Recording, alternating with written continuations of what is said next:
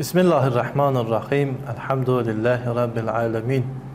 Hər birini salamlayıram. Gününüz xeyirli olsun inşallah. Ötən bəhsimizdə İmam Hadi əleyhissalamın yadigarı olan Qədiriyyə ziyarətnaməsi barəsində siz əzizlərlə qısa olaraq müzakirə etdik. Bildiyiniz kimi İmam Hadi əleyhissalam İslam məarifini, Əhl-i Beyt məarifini, dua və ziyarətnamə üslubunda Şiə dünyasına, müsəlman dünyasına təqdim etmişdir. O Həzrəti imamət barəsində geniş formada Cami-i Kəbirə ziyarətnəməsi var. Eyni zamanda Əli əleyhissalamı və məxsusən Qədirxum hadisəsini, Qədirxumun mahiyyətini, onun önəmini vurğulayan Qədiriyyə ziyarətnaməsi var. Bugün istərdim bu ziyarətnamənin bir hissəsinə işarə edəm və növbəti çıxışlarda da inşallah Allah ömür versə, bu ziyarətnaməyə qısa olaraq baxışımız olacaq. İmam Hadi əleyhissalam Qədirxum günü gəlir Əli ibn Əbi Talib əleyhissalamın ziyarətinə və sözünə belə başlayır.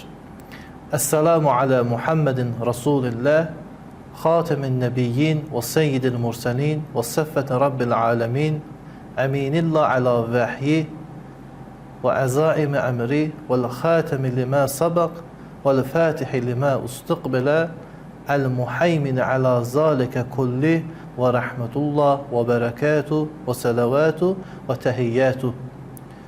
İmam Hadi əleyhissalam Əli ibn Əbi Talibin ziyarətinə gəlsə də ilk növbədə Allah Rəsuluna salam verir və öz salamında Allah Rəsulunun əsaslı xüsusiyyətlərinə işarə edir.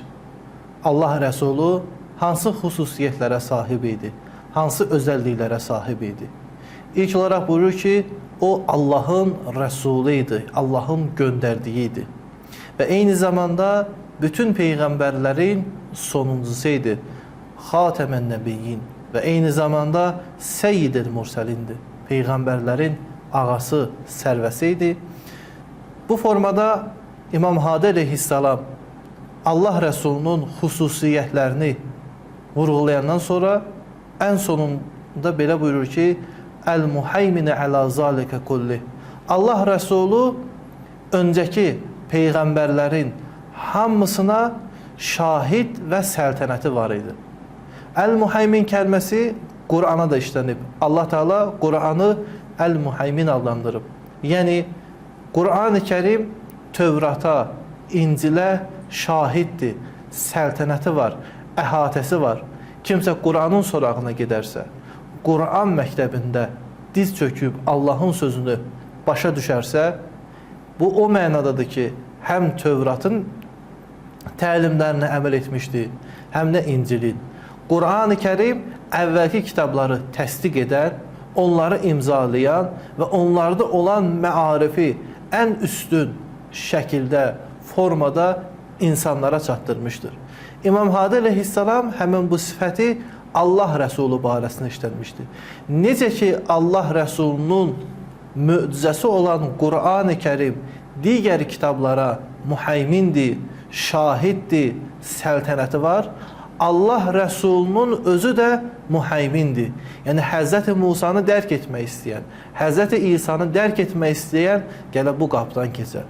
Necə Qur'an o kitabları imzalayır, təsdiqləyir, Allah Rəsulunun varlığı da digər peyğəmbərləri imzalayır, təsdiqləyir.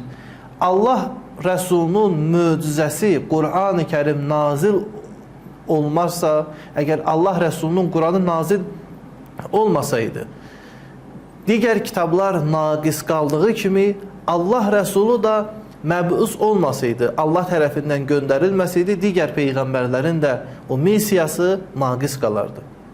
Burada əsaslı sual budur ki, İmam Hadi əleyhissalam gəlib Əli əleyhissalamın qəbrinə ziyarət edir. Rəsm budur ki, o həmən qəbir sakininə, qəbirdə olan şəxsə insan salam verə, onu yad edə. Niyə İmam Hadi əleyhissalam burada ilk olaraq Allah Rəsuluna salamdan başlayır? Heç şübhəsiz burada dərin bir hikmət, dərin bir fəlsəfə var. Və o hikmət bundan ibarətdir ki, Şiə təlimləri, imamların digər hədisləri də bunu təsdiqləyir. İmamətlə nübüvvət arasında dərin bir əlaqə var. Kimsə Şiədə olan imamət anlayışını dərindən başa düşmək istəyirsə, olduğu kimi başa düşmək istəyirsə, heç şübhəsiz o nübüvvət barəsində, peyğəmbərlik barəsində dərin məlumata sahib olmalıdır. Bir insan peyğəmbərlik barəsində, məxsusən sonuncu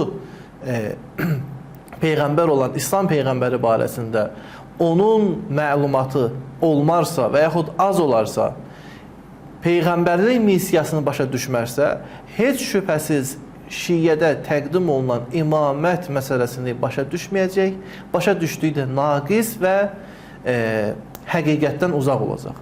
Demək, İmam Hadi əleyhissalam burada Allah Rəsulunu xitab edərək, ona salam verərək, onun üstünlüklərini, onun xüsusiyyətlərini buna görə vurğulayır ki, sonraki bəhsdəki imamət məsələsinə toxunacaq. Bu məsələ bizlər üçün aydın olsun ki, imamət məsələsi ilə nübüvvət məsələsi arasında bir əlaqə var.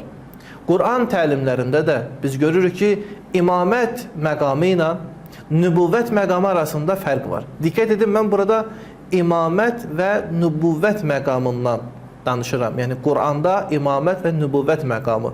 Yəni, şəxs olaraq peyğəmbərdən, imamdan deyil. Quran-ı Kərimdə nübüvvət məqamının əsas xüsusiyyəti bundan ibarətdir ki, Allahın göstərişlərini iblağ etsin. Allah Rəsul da buyurur ki, mən iblağdan, çatdırmaqdan başqa bir vəzifəm yoxdur. Bütün nəbilər bu səlahiyyəti var ki, insanlara Allahın sözünü çatdırsın.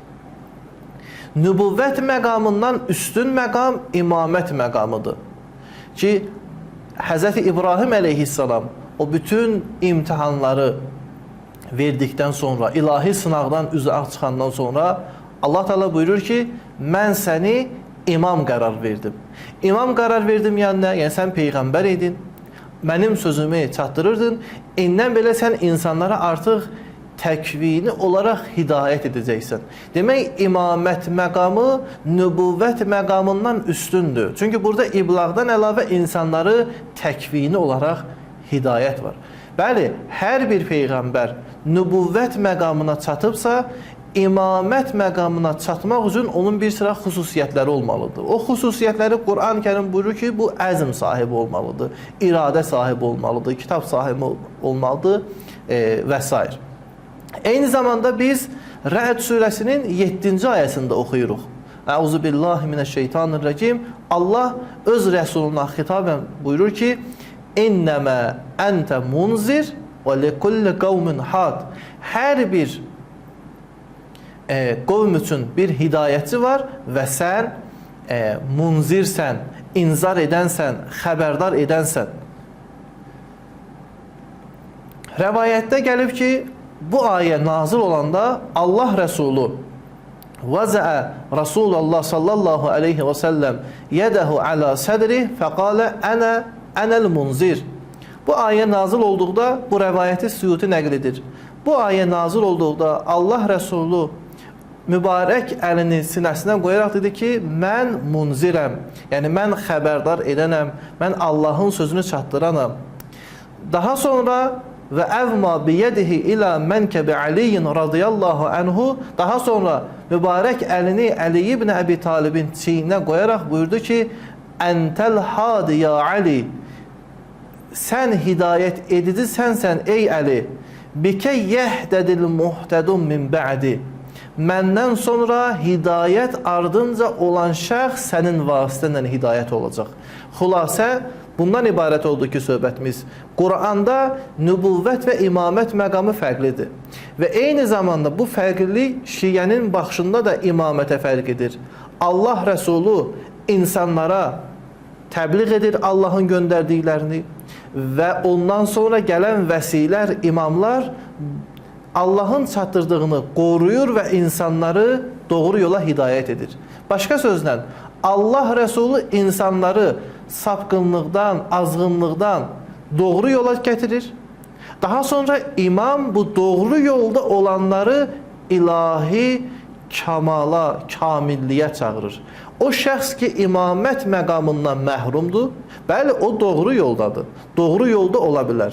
Amma Allah Rəsulunun təyin etdiyi bu imama tabi olmayan şəxs bu doğru yolda hərəkət edə bilməz. Ona görə Allah Rəsulu buyurur ki, ya Əli, məndən sonra, mənə qədər mən bunları doğru yola aparırdım.